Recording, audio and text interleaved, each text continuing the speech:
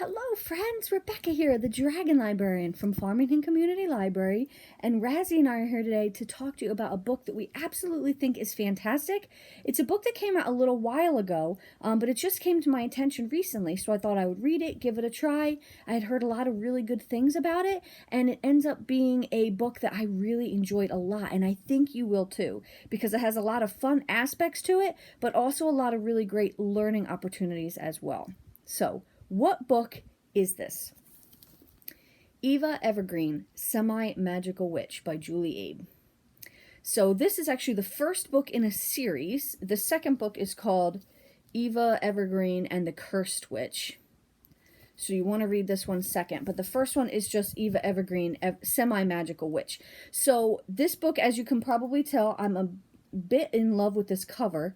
It's really beautiful. The colors are just great. There's a lot going on. It's just absolutely gorgeous, as you can tell. But what is this book about? So this book is about a young girl named Eva who is a witch. Her mother is one of the most powerful witches in the land, and she wants to be just like her. There's only one problem with that, and that is Eva does not have a lot of magical talent like her mom does. She's got a little bit of magic, hence the semi-magical subtitle here. But when she tries to use a lot of her magic, sometimes mishaps occur. She causes accidents and mistakes all the time. But if she doesn't pass her novice test by the time she turns 13, she will risk losing her magic forever, and she doesn't want that. So she goes on this novice quest to this town that's really far away, this small city by the ocean.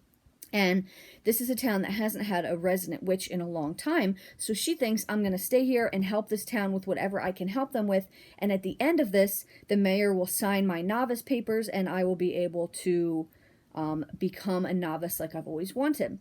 But as you can imagine, mishaps occur. She makes a lot of mistakes. Almost seems like every time she tries to do something, she does it wrong. But she doesn't give up. And I think that is like the main aspect of this story, is that even though she makes a ton of mistakes, even though there's lots of accidents, every time she tries to do the right thing, she doesn't give up.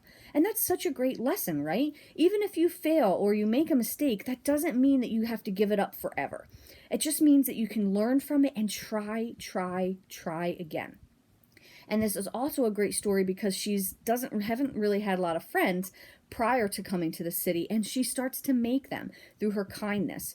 And there's a calamity that is coming towards this town that she has to help them with. And, she's nervous. She's not going to be up to the task. But she pulls together not just her magical skills, but her creativity, her cleverness, and also her heart. And she uses all those things to try and help this town. And that's another really great thing that I loved about this book, is that if you have a special skill, you don't have to rely on that alone. There are other things you can do. You can use your creativity. You can use your intelligence to try and solve problems. So that's what she does. She uses not just her magic, but all the skills at her disposal to try and fix the problems of this city. So I can't tell you whether or not she succeeds or fails, although I guess you probably would get that impression knowing that there is a second book in the series. But you're going to have to read it to find out, to see what does happen with Eva. This is a really fun story. If you like a lot of animated movies like Totoro or Spirited Away, this feels a lot like this. Just in the beautiful lightheartedness of it, but there's also some charming lessons as well. And there was also a lot of food descriptions in this book of different types of snacks and stuff that I really wanted to try, even though they don't exist in this world. They sounded delicious. And one other thing I really liked about this book, and I am such a sucker for this, at the beginning of each chapter, there is a cute little illustration. I love that. I think that's fun. It gives you a really cool idea of what is to come, right? And it's fun to look at stuff like that while you're reading. I think I've gotten really excited about those kinds of things since it started happening with Harry Potter, and now I look for those kind of little illustrations at the front of chapters of books, and it makes me very happy. But Eva Evergreen, if you're looking for a really fun, magical book that has a lot of really great heart and life lessons in it, Eva Evergreen, Semi-Magical Witch.